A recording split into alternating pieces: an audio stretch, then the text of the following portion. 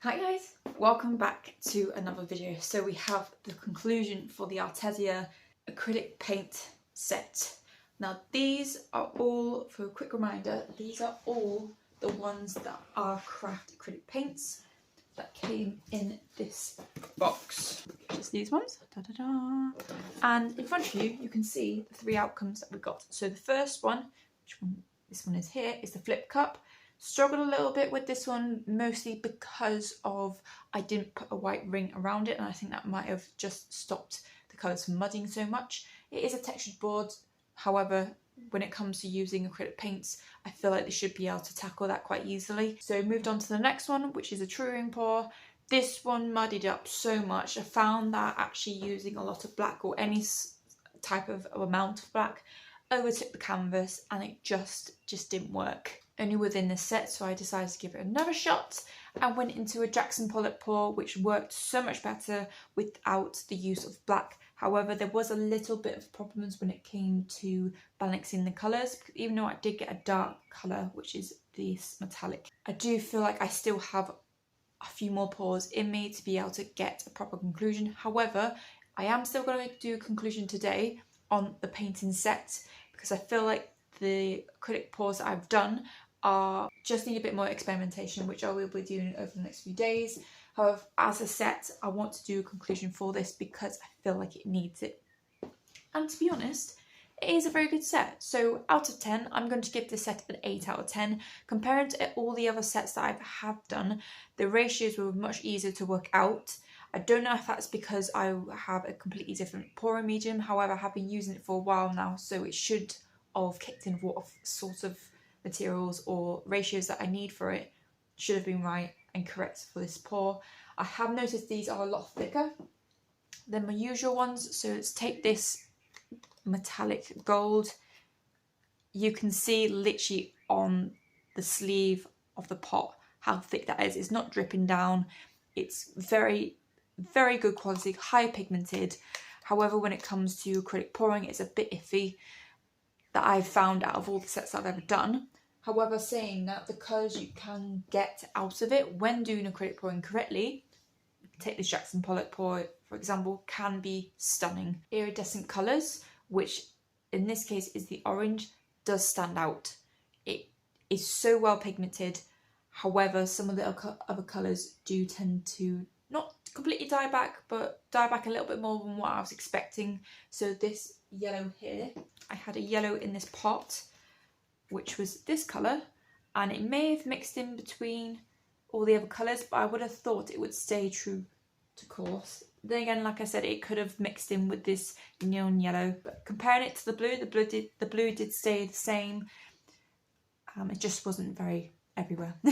So the blue did work very much well, and then the metallic silver has worked as well. The white, again, I cannot underline how important having more than one pot of white is. Unless you go out and buy your own craft white, I don't see this white as very good, because you need a lot of it, and because it's a lot thicker, you have to dilute it a lot, and then because you end up using it as a base or to allow the medium to spread a bit further, you end up wasting a lot of it. And if I end up using all this paint before I use up all the rest of them, you're going to get to a point where you're going to be having very bright colour canvases, which if that's what you want, that's absolutely fine. But for me, I tend to use white as a stopping point. My acrylic pours always have some form of white on them. It's just a kind of a balancing act, acrylic pouring process, so your eyes have something naturally to gravitate towards. I do want to give the true and pour another shot, and I do feel like I want to do another flip cup, because even though this is doing something for me, I feel like it just can be improved, especially when you compare it to this version. So that is what we're going to do today. But overall, I really do like this set. Again, I'd say I'd give it 8 out of 10. I think it would be better once I get the ratios right. But I still feel like, why am I taking that long to get to the correct ratio within this acrylic paint? One thing I must say is that when you actually use these and you open these up, they're sealed with a lid. The amount of paint in this pot is literally up to the lid. So if I take this off, I'll do it over this one. You can see it's literally bursting at the seams. Like, there's no air bubbles in it. That is just all paint. That's how packed these pots are, which is really nice to see because normally they do it to the very bottom of the neck of the bottle, and that really annoys me because I'm like, I haven't paid for air. Then why are you giving me air? So that's just something to note. Because there's a lot more colours within this range, I will be still experimenting, but like I said, this is just a kind of conclusion of the 3 pours because I want to give it a conclusion because I have learned enough from it, but to get to the right ending I will need a little bit more time, and that's not unusual. I have had experiences with sets that I've loved at the start and actually went, no, I don't like this at all, this is terrible, or vice versa, or it's just been very mediocre, and sometimes it just don't work. I've had some casting clay set and it just turned out awful. I thought at the time this is amazing for a £5, but in the end it just didn't turn out well. So what we're going to do for this next section in this video, I'm actually going to be doing a dirty pour because I still want to try this out and I want to try that out live with you. So I'm just going to move, if I can, this one over. So this one will be, this is done, complete, will not need a re-pour, whereas these two will. So we're just going to, it's okay, and then I'm just going to flip cut this onto the base.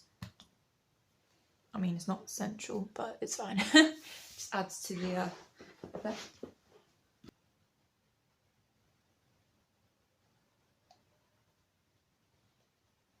I like it.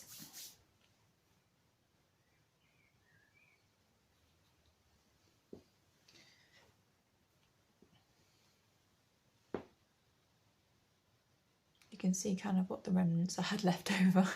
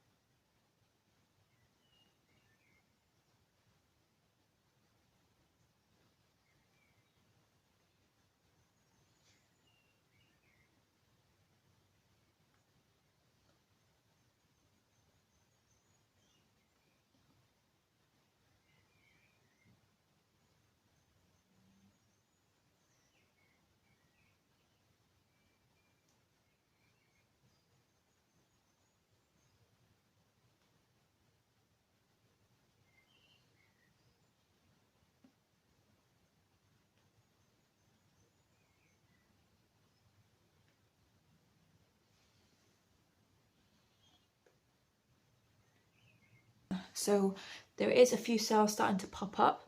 I'm going to let this one dry because I feel like it's going to still change and pour off whatever it's got left over. Beauty of a dirty pour is that if I don't like it, I can just go away and re-pour on top of it because all this isn't wasted because it has come from all the leftover pours, and it kind of gives you a summary of what kind of colour combinations you use.